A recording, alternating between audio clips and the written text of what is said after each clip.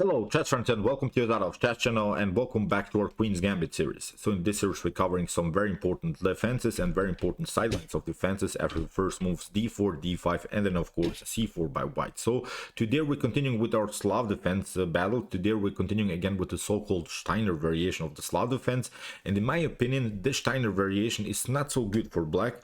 Although the Steiner variation has some tactical traps in the beginning, has some positional problems in the beginning for white, but when white solves the positional problems, and I'm going to show you also in this particular video how you can solve the main problems in the Steiner defense, I think that white has really a great game, and especially the Stockfish 13 engine, the new Stockfish 13 engine doesn't like the Steiner variation. It brutalizes this opening line immediately, and I've sorted out really one great game play by Stockfish 13 against another top engine Bison in this particular line. You see now that there are not so many great lines for black. The Steiner variation is a variation in which you're playing with your bishop here to g4 in an early stage of the game. Basically, this bishop on g4 is your best minor piece. It creates some madness, it creates also some positional threats with bishop takes f3 and similar stuff. But the problem for black is that your best piece, I think, becomes your main issue, becomes your main problem, because after knight to e5 and then bishop to h5, this bishop gets further kicked away with f3, g4 or h3, g4 with e4 pawn breaks. So basically the bishop can be really an object of white's attack. So that's why this exposure of the lights for bishop of blacks, I think, becomes the main problem in the continuation of the game. So I found this great game on a great chess website on the ccrl chess.com, so the computer chess rating list chess.com. I'll show you the link of this very important site in the description below, so you maybe you can analyze some of your games.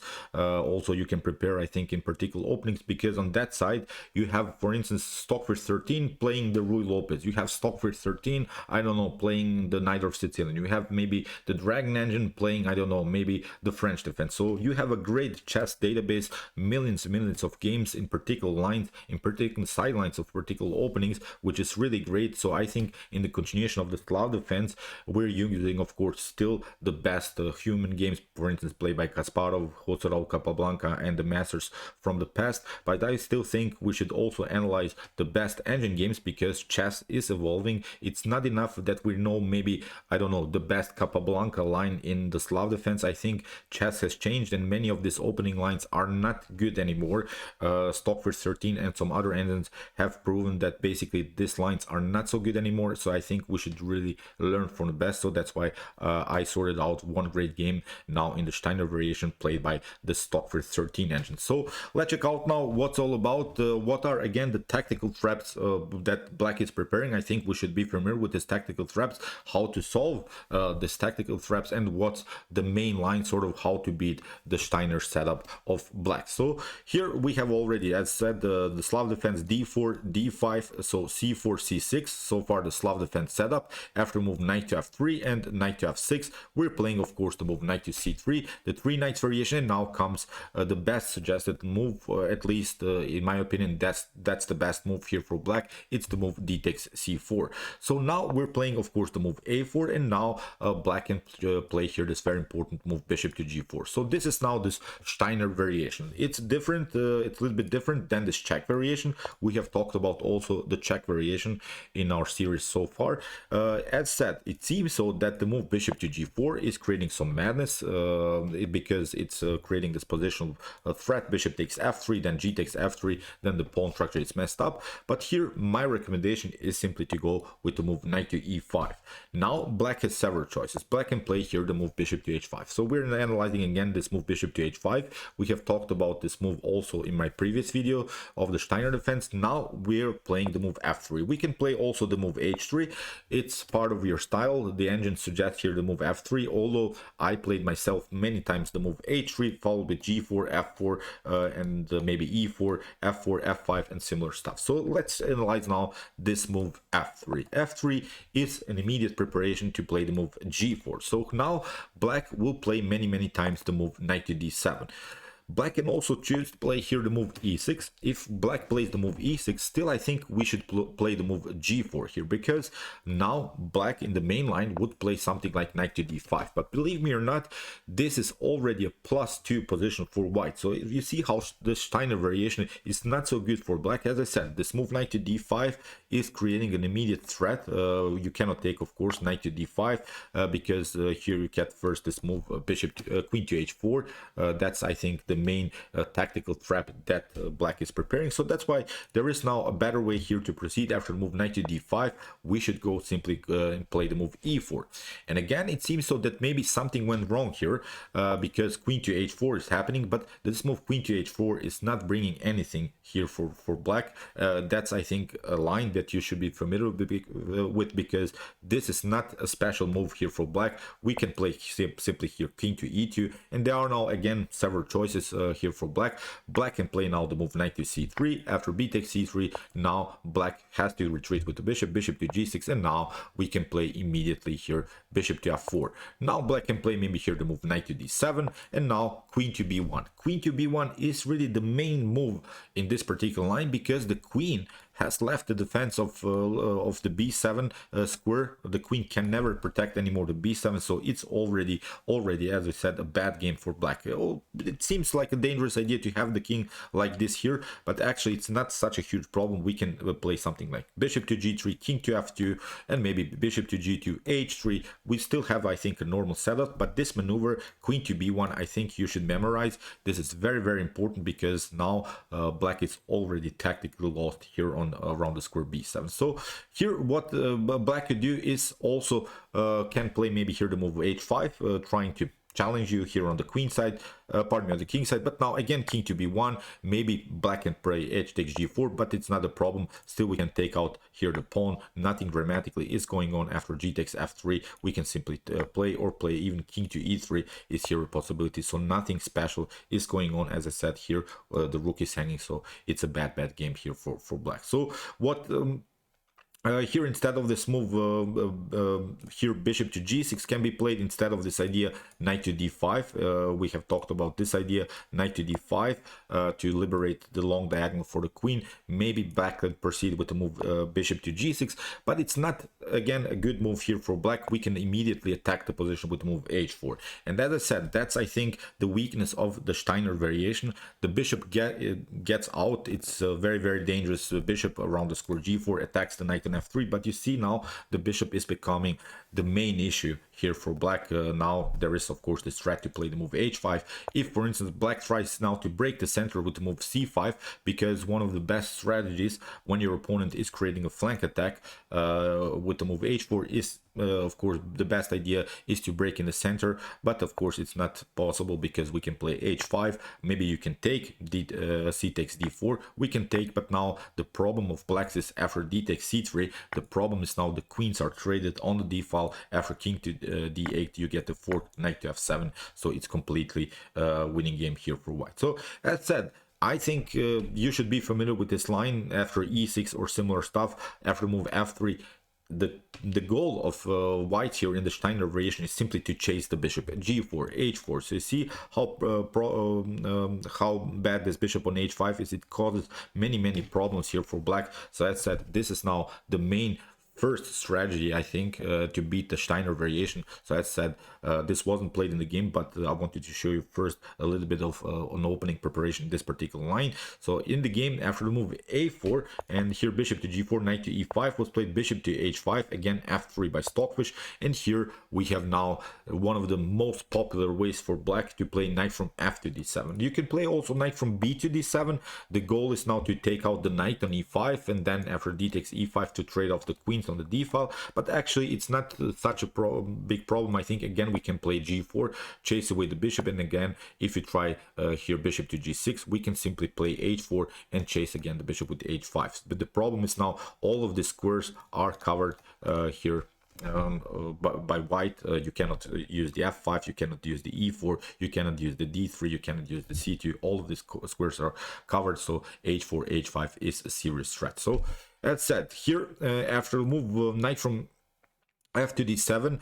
Here Stockfish tried knight to c4. It's a must move, and you see now many times this particular line, you'll see now the move e5. What you don't want to do, this is now the second sort of tactical threat by black. Black is hoping here for this move that you take d takes e5, then you get queen to h4, the check, and you lose the knight on c4. That's the trap that black is preparing here. But as said, when we solve now the first tactical traps that black is preparing, I think white has a dominant position. So you don't have to play, of course, d takes e5. You can play knight to e4, and that's now, I think, the cornerstone of our position. That's a great setup, because with the move knight to e4, we're threatening also this very important move knight to d6. Knight to d6 and then knight to b7 is now the tactical goal here of white.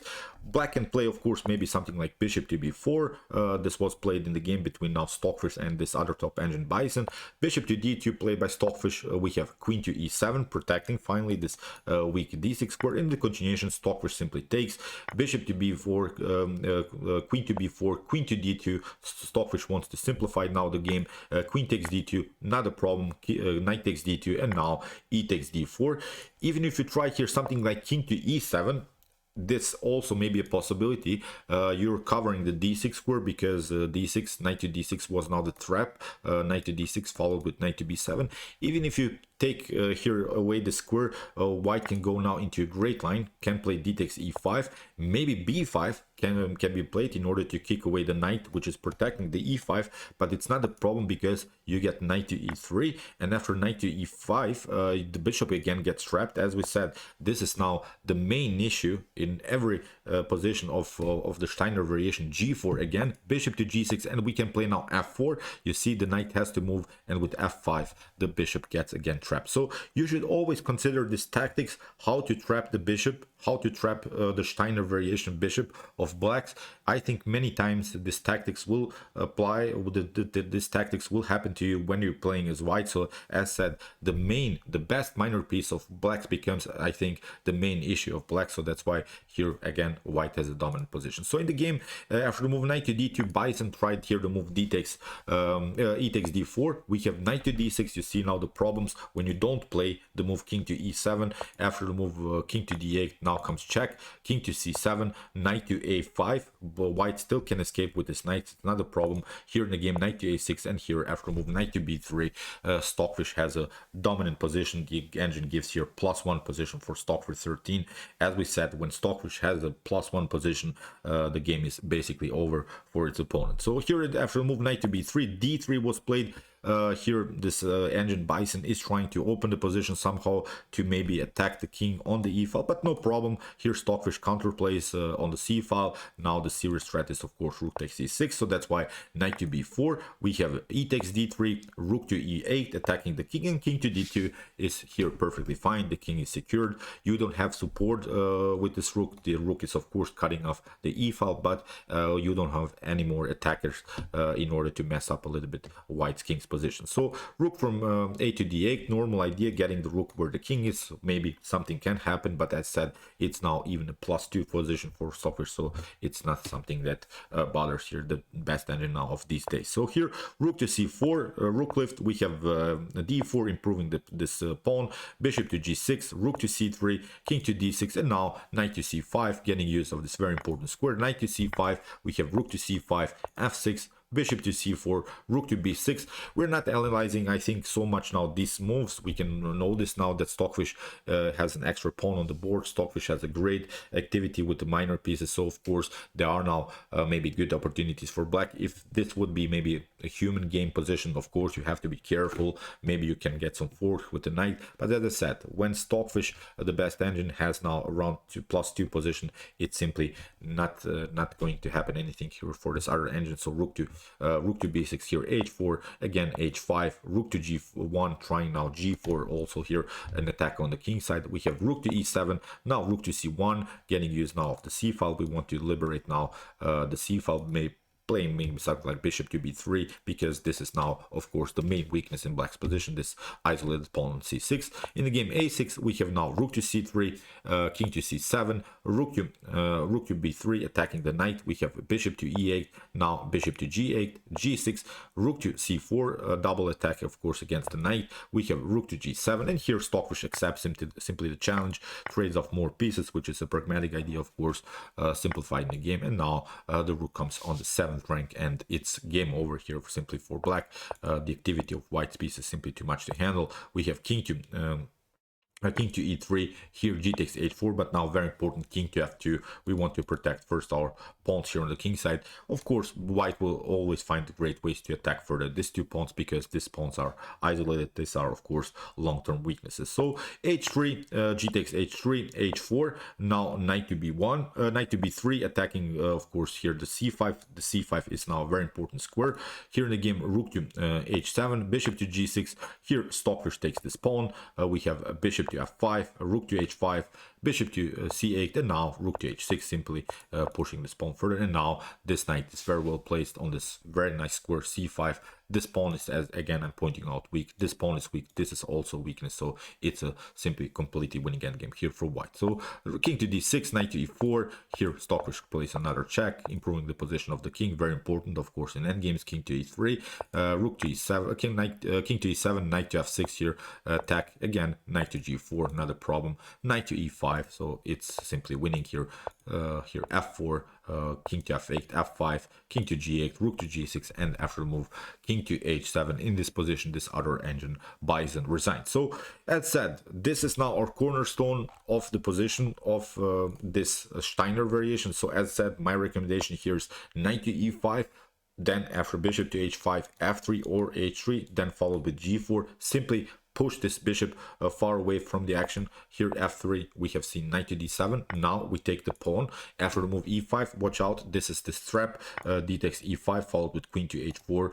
You lose the knight, so you should be really prepared here. So that's why after the move e5, we're simply playing knight to e4. That's now the most important line that you should memorize, because this move, knight to d7, it seems like a dangerous idea, but you have taken also a little bit the square for this other knight to come here. So now with the move knight to e4, there is only one good move here for black, but it's a simplified line for white. That's actually good. So you see in the Steiner variation, black doesn't have so many great options. Bishop to d2, now bishop takes, queen to d2, trading off the queen, simplifying the game. But now knight to d6, and we can take out this pawn, and from this point on I think white has a comfortable game. So okay, I hope that we solved now the Steiner variation from white's perspective. In my opinion, when you're playing as black, you should go maybe into this check variation. It's in my opinion slightly better, instead of this move bishop to g4, just to play bishop to f5.